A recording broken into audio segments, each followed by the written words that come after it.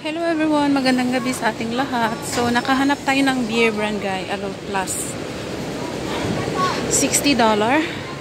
But I will try to find another shop. Tingnan ko sa ibang shop kung mayroon ba sila.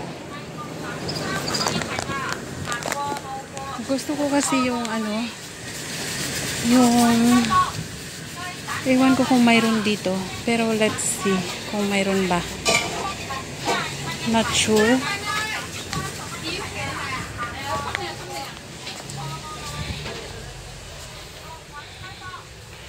Beer brand. Wala sila. Ano lang sa kanila. Coffee. Quaker Oats. Coffee Mate. So, wala silang milk, guys.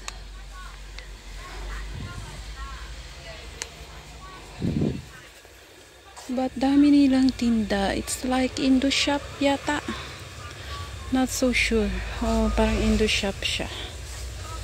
And mura lang din. Mura yung mga bilihin. And mga candies, mura lang din. So, wala silang gatas dito guys. But anyway, nakabili na ako doon sa isang Indo shop.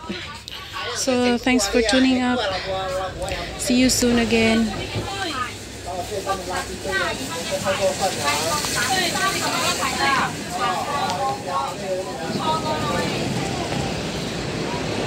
So, super gabi na guys, super gabi.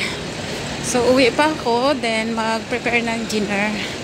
Anyway, thank you for your endless support, lalo na sa aking channel members. Thank you so much, Fantastic Ito, Hernan Fernandez TV, and Anna Street.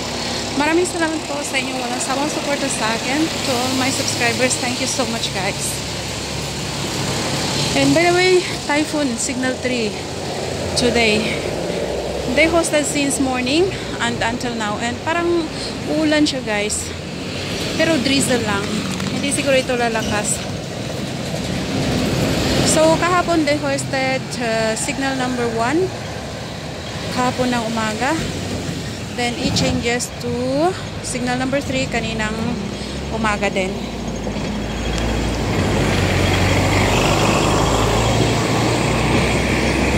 And until now, signal number 3 pa rin.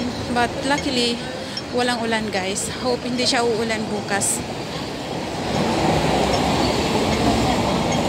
So, malapit na ako sa amin. Thank you again for your time.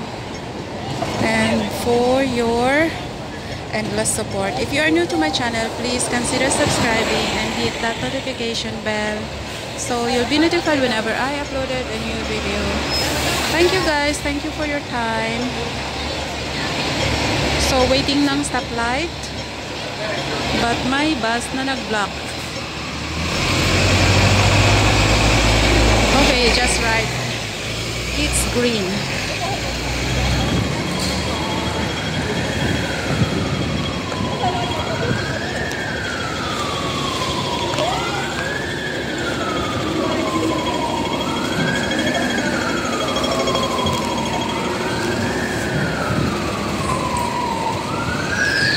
So, lumalakas na yung guys, yung drizzle. Hopefully hindi siya uulan and magbaha. But hindi naman dito guys, nakakatakot kapag nagbagyo. Kasi kahit signal number 8 pa, lang, malakas yung hangin and ulan. But once sinabi nila na signal 3, it's like mas malakas pa yung signal 1 sa atin. So that's all for tonight. Thank you for your time. See you soon on my next vlog.